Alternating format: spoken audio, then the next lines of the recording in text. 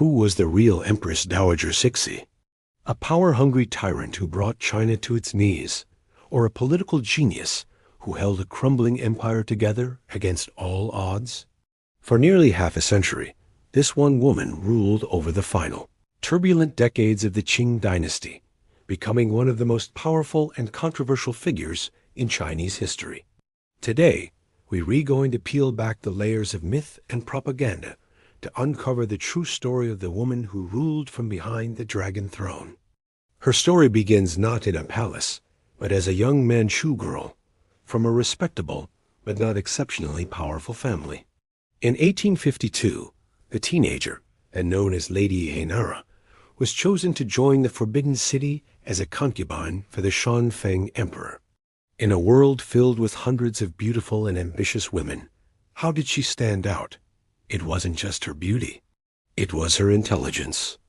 Cixi was one of the few women in the palace who could read and write Chinese, a skill that allowed her to help the often ill emperor with his official duties.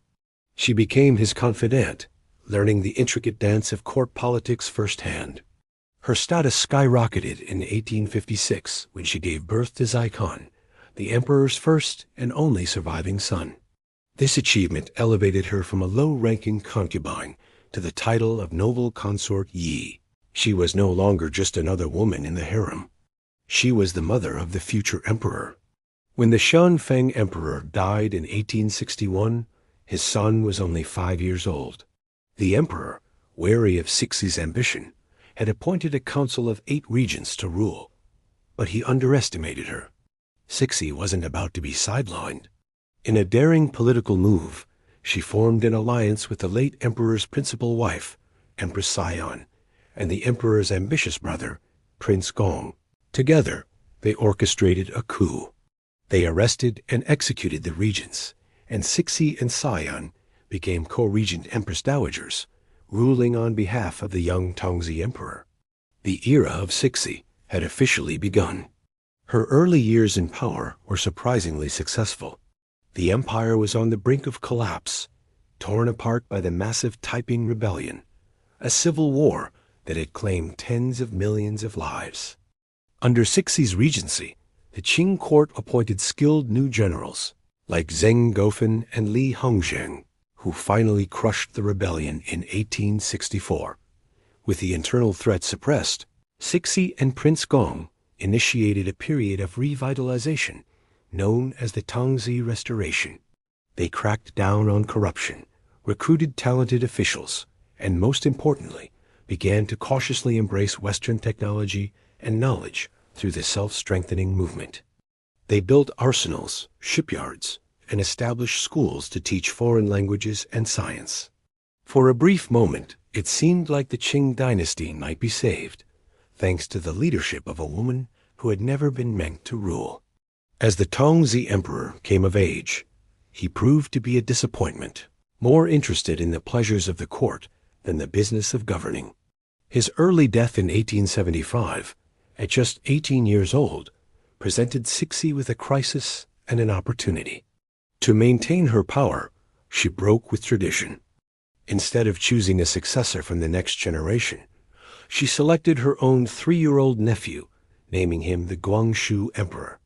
This clever move ensured that she could continue to rule as regent, now the sole decision-maker after Empress Sion's sudden death in 1881. For decades, Cixi was the ultimate ruler behind the curtain. While the emperor sat on the throne, it was her word that was law.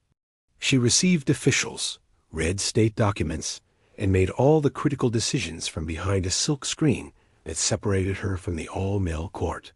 She masterfully balanced conservative and reformist factions, using her political acumen to keep the fragile empire from splintering.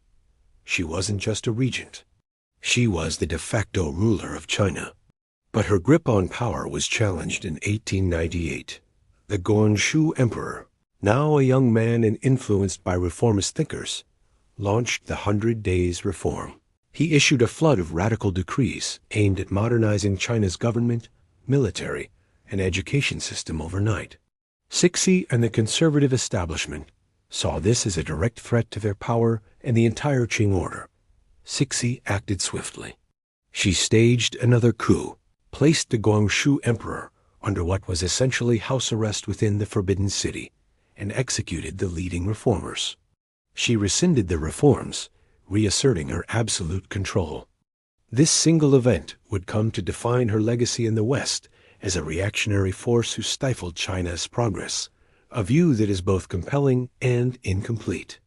Was she simply protecting her own power, or did she genuinely believe these rapid changes would plunge the country into chaos? The answer is likely a bit of both.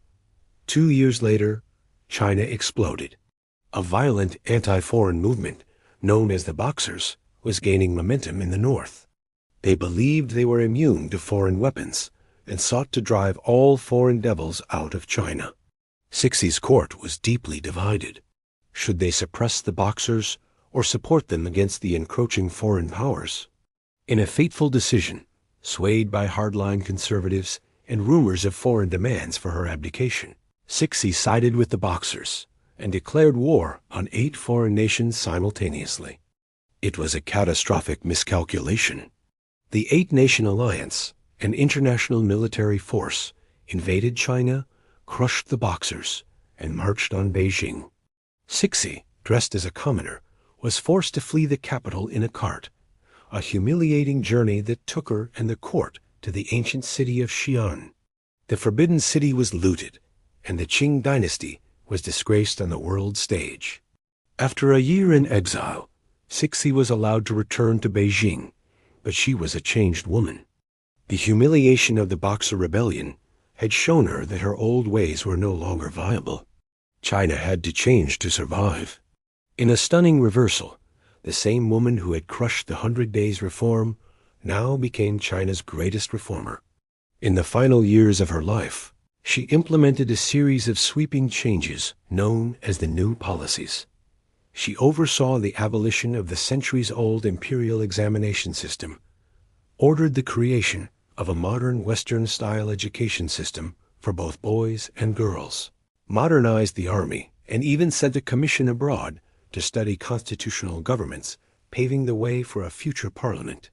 It was a remarkable, if belated, attempt to save her dynasty. In November 1908, the 72-year-old Empress Dowager Cixi fell gravely ill.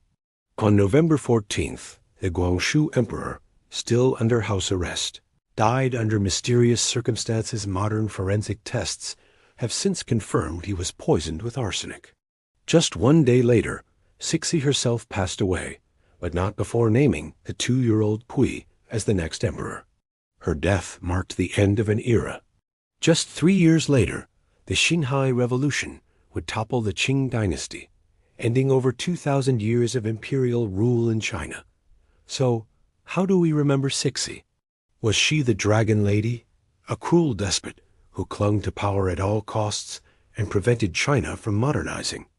Or was she a pragmatic survivor, a woman of extraordinary political skill who navigated a decaying empire through unprecedented internal rebellion and foreign aggression? The truth is, she was both. She was a product of her time, a ruler who could be both ruthless and forward-thinking, conservative and reformist. Her story is a complex and fascinating tapestry, a reflection of China's own painful struggle to enter the modern world.